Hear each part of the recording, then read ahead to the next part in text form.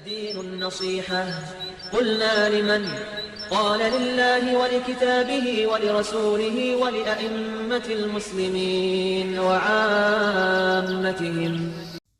Bismillah, walhamdulillah, wassalatu wassalam ala nabiyyina Muhammad. Mon cher frère, ma chère sœur, le mois de Rajab fait partie des 4 mois qu'Allah Azzawajal a rendus sacrés dans l'année. Comme nous l'avons vu dans une vidéo précédente, il convient donc de faire attention à ces mois sacrés. Et il est très important que le musulman y prête attention particulière pour ce qui est du fait d'y commettre des péchés. Car certes, les péchés commis lors de ces mois sacrés sont plus graves auprès d'Allah Azzawajal. Il convient donc aux musulmans de faire attention de ne pas se causer du tort en commettant des péchés et de ne pas faire du tort aux autres également lors de ces mois, tout comme bien évidemment il doit le faire tout le long de l'année. Ô combien même le mois de Rajab est un mois sacré, comme nous avons pu le voir. Il est important de comprendre que sa sacralité ne veut pas forcément dire qu'il y a des adorations spécifiques à faire lors de ce mois. Car ce sont deux sujets fondamentalement différents. Le fait qu'un mois soit sacré ne lui accorde pas forcément des adorations spécifiques. Et comme nous le savons, pour que des adorations nous soient rendues légiférées, il nous faut des preuves. Donc si nous avons des preuves qu'une adoration spécifique est rapportée lors d'un mois spécifique, qu'il soit sacré ou non, nous pouvons la faire. Mais si nous n'avons pas de preuve de cela, eh bien il ne nous est pas permis d'inventer ou de lier certaines adorations à des temps précis sans aucune preuve du Coran ou de la Sunna. Si nous revenons donc au mois de Rajab, nous voyons donc que c'est un mois sacré et il n'y a aucun doute là-dessus. Mais existe-t-il des hadiths ou des preuves qui nous montrent qu'il y a des adorations spécifiques à réserver à ce mois ou à certains jours de ce mois? Les grands imams de l'islam ont répondu à cette chose-là.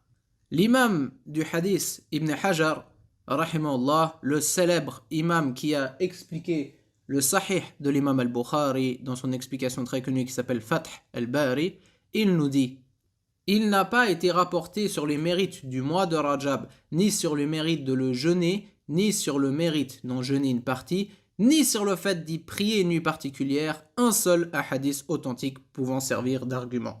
Donc nous voyons que ce savant, expert dans le domaine du hadith, nous dit qu'il n'existe aucun hadith authentique à ce sujet-là.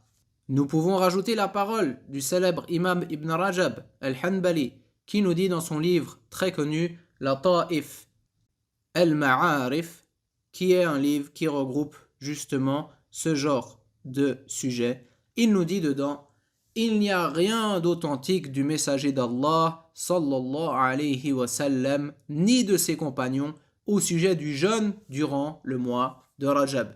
Et il nous dit également, toujours l'imam Ibn Rajab, il n'y a rien d'authentique concernant une prière particulière à accomplir durant le mois de Rajab.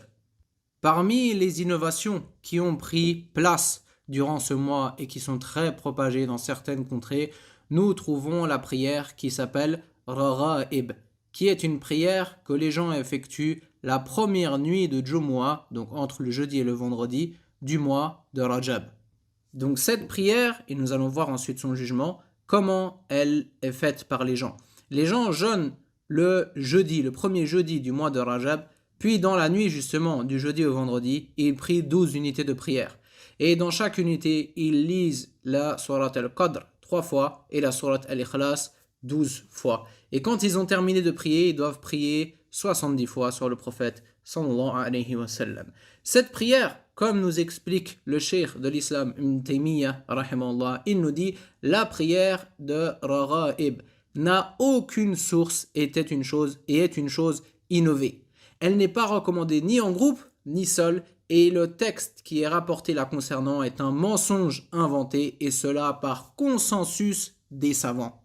Nous voyons donc que ces prières-là ou ces jeûnes-là sont des choses inventées, qu'on ne retrouve ni dans le Coran, ni dans la Sunna authentique, et ni dans la pratique des compagnons et des pieux prédécesseurs. Il convient donc aux musulmans de délaisser ces choses-là, car le fait que ce mois est sacré, ceci ne permet pas d'inventer des adorations spécifiques à effectuer pendant celui-ci.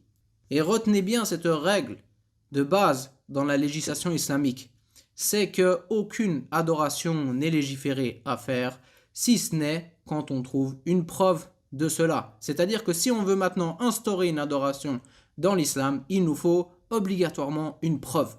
Si nous n'avons pas de preuve de cela, alors la base, c'est qu'il n'est pas légiféré de faire cette chose-là. Il convient donc aux musulmans de respecter cette chose-là, car notre législation est une législation pure, complète, qui nous a été révélée entièrement.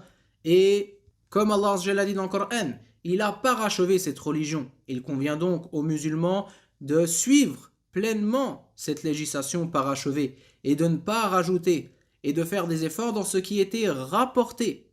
Et ceci fait partie du bon islam. Et au contraire, le fait de rajouter est en soi déjà premièrement un péché. Puis il implique même que toute œuvre qui est basée sur ces innovations est vaine, comme il est venu dans le célèbre hadith de Aïcha radiyallahu anha. Il ne fait donc pas partie des bonnes pratiques que de prendre part de ces choses-là. Et le musulman doit être averti et il doit faire attention. Il ne doit pas suivre aveuglément les pratiques des gens sans en chercher si cette chose-là est légiférée ou non. Nous demandons à Allah d'accepter nos œuvres et de nous faire atteindre le mois de Ramadan et d'y permettre d'y jeûner et d'y prier comme il se doit et que ce mois soit une cause qui nous rapproche d'Allah Azza wa Jal. Wallahu a'lam wa sallallahu ala nabiyyina Muhammad walhamdulillahi rabbil alamin.